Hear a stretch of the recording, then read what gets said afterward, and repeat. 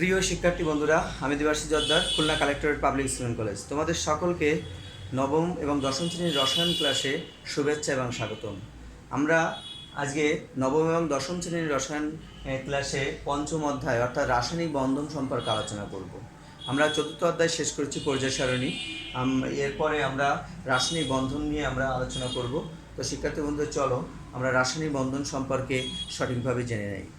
তো আমরা এখানে রাসায়নিক বন্ধন অর্থাৎ এখানে বন্ধনের কথা বলা হচ্ছে। শিক্ষার্থী বন্ধুরা, বন্ধন মানে আমাদের একজনের সাথে একজনের সম্পর্ক যুক্ত হওয়া বা একটা একটা সম্পর্কের মাধ্যমে তারা একত্রে থাকা, সেটাকে বলা হচ্ছে বন্ধন। আমরা যে বাস্তবিকভাবে যে বন্ধনটা বুঝি, যে আমাদের বন্ধনটা আসলে কী জিনিস। তো রাসায়নিক বন্ধন বলতে এখানে অর্থাৎ বিক্রিয়ার মাধ্যমে কিভাবে একটা মৌল আরেকটা মৌলের সাথে সম্পর্কে যুক্ত হয়েছে সেটা নিয়ে আমরা আলোচনা করব। তো শিক্ষার্থী বন্ধুরা, এই অধ্যায়টা আলোচনা করার আগে আমাদের কিছু কিছু গুরুত্বপূর্ণ জিনিস আছে যেগুলোকে আমাকে জানতে হবে।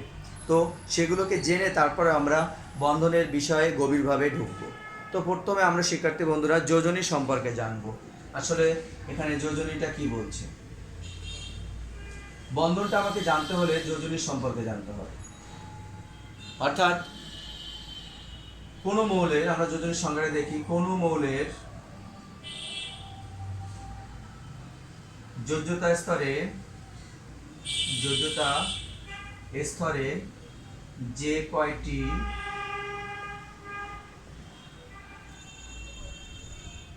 বিজোড় ইলেকট্রন থাকে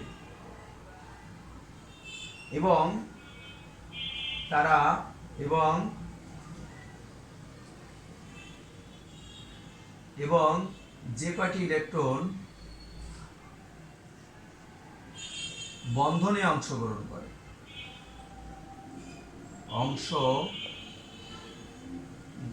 করে তাকে ওই মৌলের যোজনী বলা হয়। কোনো মৌলের যোজ্যতা স্তরে যে কয়টি বিজোড় ইলেকট্রন থাকে এবং যে কয়টি ইলেকট্রন সাধারণত বন্ধনে অংশগ্রহণ করে। আমরা একটা গানের সুরে বলতে পারি যে এই মন তোমাকে দিলাম। অর্থাৎ এই যে দুজন দুজনের সাথে যে একটা সম্পর্ক মিলিত হলো, সেটাকে বলা হচ্ছে বন্ধন বলা হচ্ছে। অর্থাৎ দুজনে যে সম্পর্ক তৈরি হচ্ছে, যে সে অন্য ওকে মন দিচ্ছে, আবার সে একে মন দিচ্ছে, এই যে দুজনের মনে যে একটা মিল হয়ে গেল, সেটাকে বন্ধনী হিসেবে আমরা চিহ্নিত করছি। এবং ওই যে বন্ধনে দুজনে যে শেয়ারিং হচ্ছে, সেটাকে বলা হচ্ছে যোজনী বলা হচ্ছে।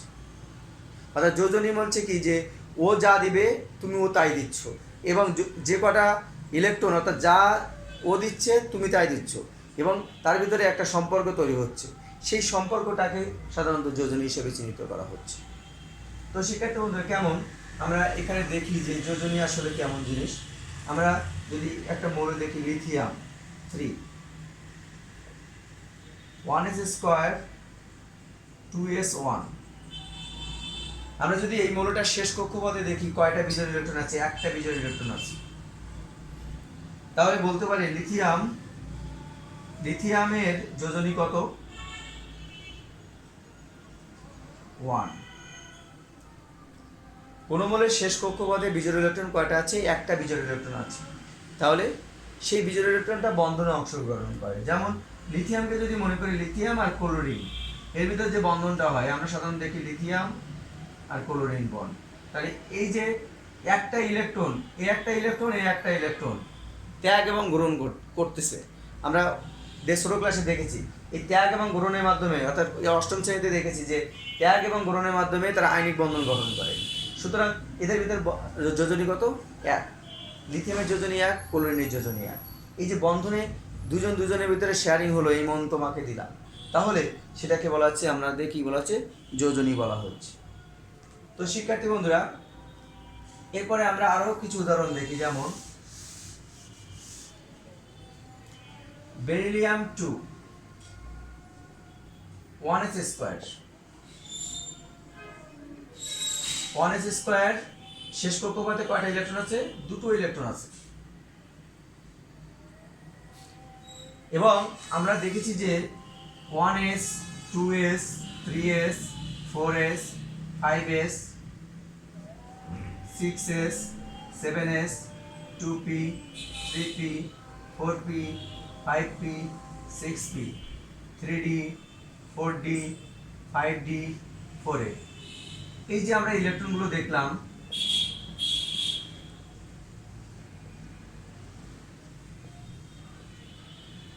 এখানে বলা হচ্ছে যে 1s2 এর আর কোনো অরবিটাল নাই, সুতরাং আর কোনো অরবিটাল না থাকলে তাকে উত্তেজিত করাও যায় না। কোথায় ইলেকট্রনটা দিব? সুতরাং এর শেষ কক্ষপথে দুটো ইলেকট্রন আছে, সুতরাং এর যোজনী হলো 2 আছে। যদি আমরা এটাকে এভাবে লিখতাম, magnesium 12 1s2 2s2 2p6 3s2। দেখো শিক্ষার্থী বন্ধুরা, তৃতীয় শক্তির স্তরে 3টি অরবিটাল দেখা যাচ্ছে, 3s 3p 3d।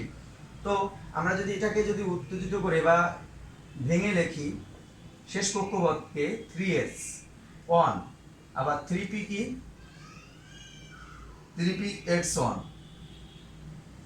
এই যে ইলেকট্রনটা অর্থাৎ 3s এ যে দুটো ইলেকট্রন রয়েছে, একে যদি আমরা এক্সাইটেড করা হয়, তাহলে এই এক্সাইটেড ইলেকট্রনটা 3s এর আরো যে কক্ষপথগুলো আছে, আরো যে অরবিটালগুলো আছে, সেই অরবিটালগুলোতে ইলেকট্রন যেতে পারে। বোর তত্ত্ব অনুসারে বলা হয়েছে যে কোনো মৌল শক্তি শোষণ করে ইলেকট্রনটা লাফ দিয়ে নিম্ন কক্ষপথ থেকে উচ্চ কক্ষপথে যেতে পারে। সুতরাং 3s থেকে 3px এ সহজে যেতে পারে। কারণ আমরা জানি শিক্ষার্থী বন্ধুরা যে p তিনটা অরবিটাল, pর অরবিটাল কয়টা? pর অরবিটাল হলো তিনটা, px py আর pz। আর d অরবিটাল হলো পাঁচটা, dxy dyz dzx dx square থেকে y স্কয়ার আর dz স্কয়ার। এই পাঁচটা d অরবিটালের মনে রাখতে হবে যে আমাদের ইলেকট্রনগুলো সাধারণত dxy প্রথমে যাবে, তারপর dyz এ যাবে, তারপর dzx, তারপর dx স্কয়ার থেকে y square dz square, px py pz এভাবে যেতে থাকবে। সুতরাং আমরা বলতে পারি যে এখানে তৃতীয় শক্তি স্তরে 3s এর দুটো ইলেকট্রন আছে, তাকে উত্তেজিত করার কারণে 3s থেকে ইলেকট্রন 3px এ যাবে একটা। তাহলে বিজোড় ইলেকট্রন কয়টা আছে? এখানে দুটো বিজোড় ইলেকট্রন আছে। দুটো বিজোড় ইলেকট্রন থাকার কারণে এর যোজনী কত? 2। যদি আমরা আরো উদাহরণ দেখি শিক্ষার্থী বন্ধুরা, অ্যালুমিনিয়াম ক্লোরাইড অর্থাৎ অ্যালুমিনিয়ামকে দেখি আমরা, 1s square 2s square 2p6 3s square 3p1। এর শেষ কক্ষপথে তিনটা ইলেকট্রন আছে। তাহলে যদি একে উত্তেজিত করা হয় অ্যালুমিনিয়ামকে, তাহলে কেমন আসে?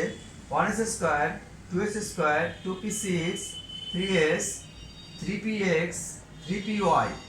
কারণ মোট তিনটে অরবিটাল আছে, তাহলে এখানে একটা, এখানে একটা, এখানে একটা। বিজোড় ইলেকট্রন কয়টা আছে? তিনটে আছে। তাহলে যোজনী কত? 3। তো শিক্ষার্থী বন্ধুরা দেখো, আমরা সহজে যোজনী বের করতে পারছি যে ধাতুর যোজনী কিভাবে বের করব, আমরা সহজে বের করতে পারবো। অধাতুর যোজনীও আমরা সহজে বের করতে পারবো, কারণ অধাতুর ক্ষেত্রে সাধারণত ইলেকট্রন শেয়ারের মাধ্যমে বলতে পারি যে কটা ইলেকট্রন শেয়ার করবে সেটা তার যোজনী হিসেবে গণিত হয়। আবার শেষ কক্ষপথে যদি বিজোড় ইলেকট্রন একটা থাকে, তাহলে তার যোজনী একটা থাকবে। এভাবে আমরা বলতে পারি। আমরা এবার দেখি ফ্লোরিনের ক্ষেত্রে দেখি আমরা।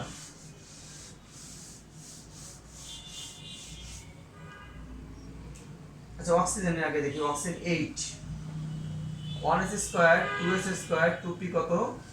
2। তাহলে শেষ কক্ষপথে কয়টা ইলেকট্রন আছে? 4টা ইলেকট্রন আছে। না, যদি 4 এ 6টা ইলেকট্রন আছে। শেষ কক্ষপথে কয়টা ইলেকট্রন আছে? 6টা ইলেকট্রন আছে। এখন যদি আমরা 6টা ইলেকট্রন যদি এরকম ভাবে দিই, 1s square 2s square 2px 2py আর 2pz, এই 4টা ইলেকট্রন যদি আমরা দেই, মোট হলো দুটো একটা একটা। তাহলে দেখো শেষ কক্ষপথের 4 কথা 6টা ইলেকট্রন আছে, তাহলে এখানে দুটো পূর্ণ আছে। আর যেহেতু দুটো অরবিটাল আছে 2s এবং 2p আছে, তাহলে আমরা 4টে দেওয়ার পরে আর দুটো ইলেকট্রন থাকে, সেটাকে একটা একটা করে দিলাম। তাহলে বিজোড় ইলেকট্রন কয়টা আছে? বিজোড় ইলেকট্রন দুটো আছে। সুতরাং এই যোজনী কত? যোজনী কত? 2। আমরা কার্বনের ক্ষেত্রে চিন্তা করি,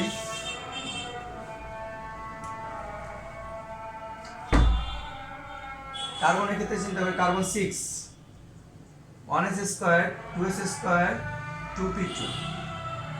তাহলে এখানে কেমন আসে? 1s স্কয়ার কার্বনকে যদি উত্তেজিত করা হয় 2s স্কয়ার 2px 2py আর 2p কত z। আমরা যদি চারটি ইলেকট্রন যদি একটা একটা একটা একটা, সেক্ষেত্রে কার্বনের যোজনী কত? 4।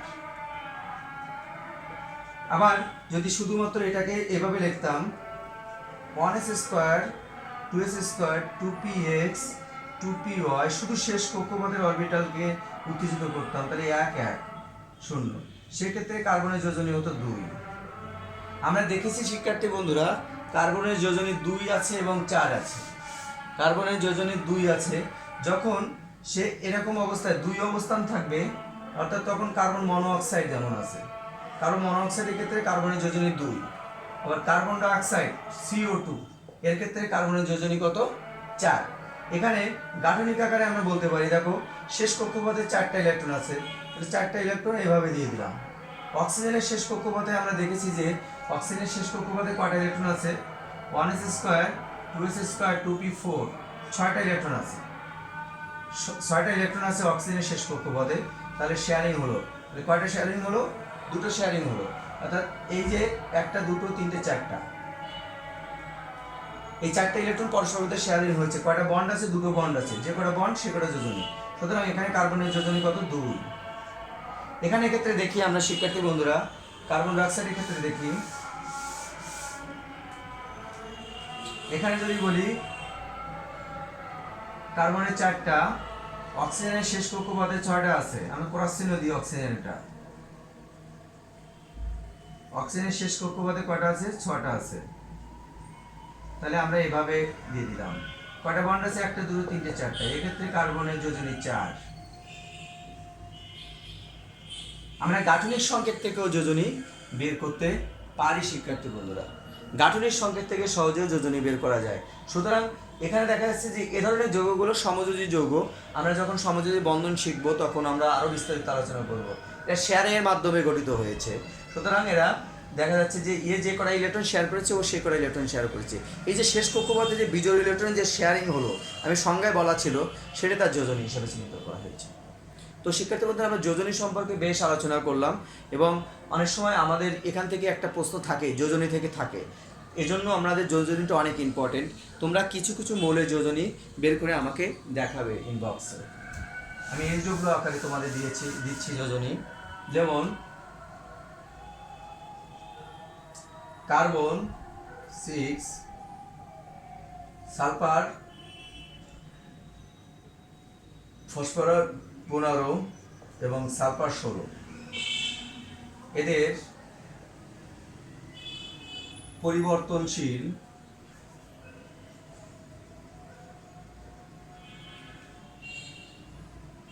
যোজনী প্রদর্শন করে।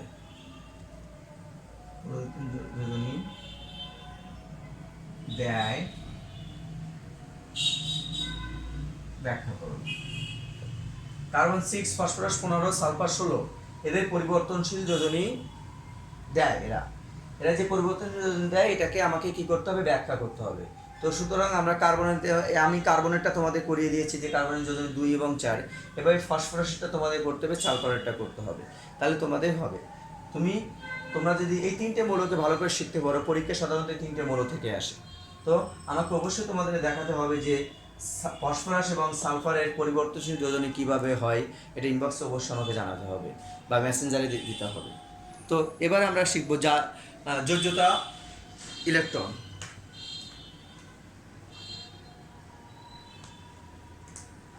এবার আমরা শিখব যোজ্যতা ইলেকট্রন।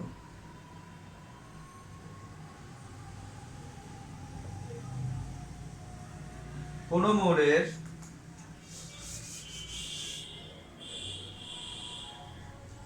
মৌলের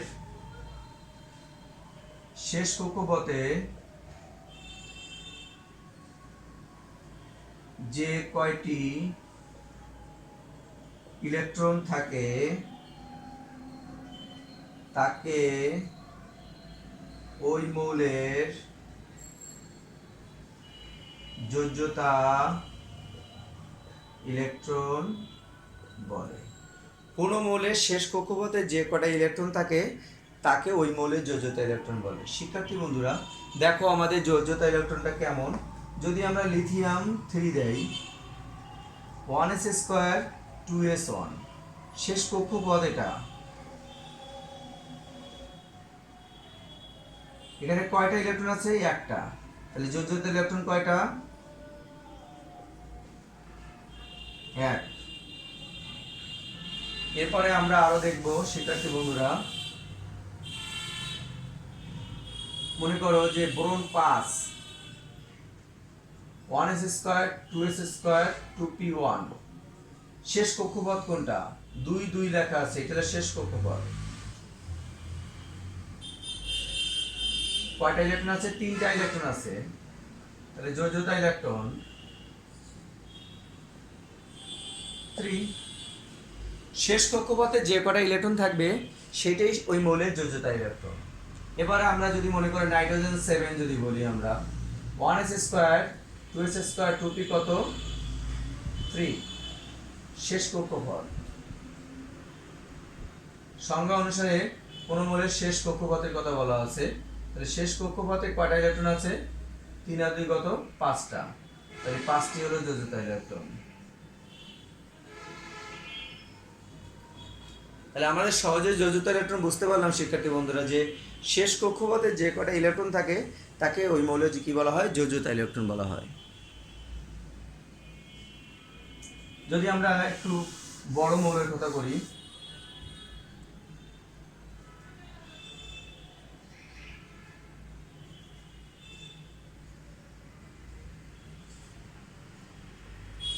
scandium 21, 1s2 2s2 2p6 3s2 3p6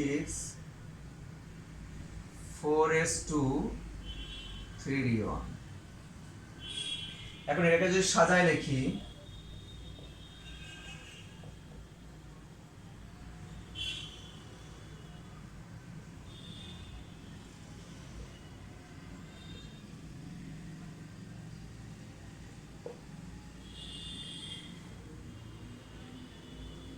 তাহলে আমরা এটা বলতে পারি, দেখো এটা এখানে শেষ কক্ষপথটা কোথায়?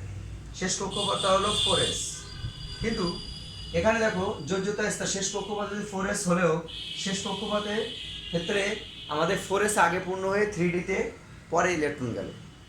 সুতরাং এই যে যোজ্যতা স্তরে এখানে দুটো ইলেকট্রন আছে, কিন্তু 3d-তে কটা ইলেকট্রন আছে? একটা অপূর্ণ স্তর, একটা ইলেকট্রন আছে। আর শেষ কক্ষপথে যে কটা ইলেকট্রন থাকবে সেটা যোজ্যতা ইলেকট্রন। সুতরাং এখানে দুটো ইলেকট্রন আছে শেষ কক্ষপথে 4s। আর এটা যেহেতু 3d-তে পূর্ণ হচ্ছে, সুতরাং এটাকে বলছে অপূর্ণ ডি অরবিটাল বলা হচ্ছে। আমরা যদি এটাকে আমরা এভাবে বলি,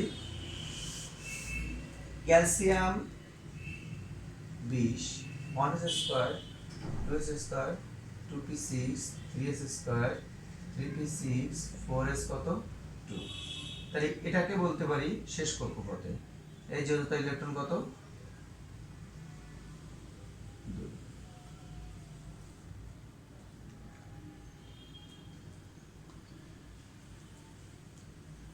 তো শিক্ষার্থী বন্ধুরা, আমরা এখানে একটা HW হবে। এবার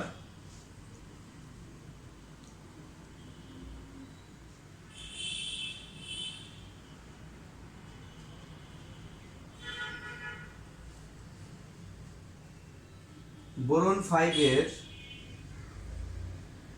যোজনী এবং যোজ্যতা ইলেকট্রন কি একই? ব্যাখ্যা করো। বোরন 5 এর যোজ্যতা এবং ইলেকট্রন এবং যোজনী কি একই? ব্যাখ্যা করো। আমাদের আলোচনা থেকে দেখলাম যে আজকে আলোচনা থেকে আমরা যে যোজনী শিখেছি সেই যোজনীটাকে ব্যাখ্যা করতে হবে, যে যোজ্যতা ইলেকট্রন শিখেছি সেটা ব্যাখ্যা করতে হবে। এটা ব্যাখ্যা করলে আমরা সহজেই এই মৌলটার যোজনী এবং যৌতারি স্টোন আমরা সহজেই নির্ণয় করতে পারবো। তো শিক্ষার্থী বন্ধুরা, এই যে আগে যে এইচডব্লিউ থাকলো, এই দুটো এইচডব্লিউ তোমরা অবশ্যই ইনবক্সে আমাকে দিবে, মেসেঞ্জারে দিবে, আমি অবশ্যই চেক করব। তো শিক্ষার্থী বন্ধুরা, আজকে ক্লাসে তোমাদের মনোযোগ সহকারে শোনার জন্য তোমাদের অসংখ্য ধন্যবাদ। আমরা এরপরে এই অধ্যায় জারণ সংখ্যা এগুলো ধাপে ধাপে শিখে তারপর বন্ধন শিখব। তো শিক্ষার্থী বন্ধুরা, তোমাদের সকলকে ধন্যবাদ।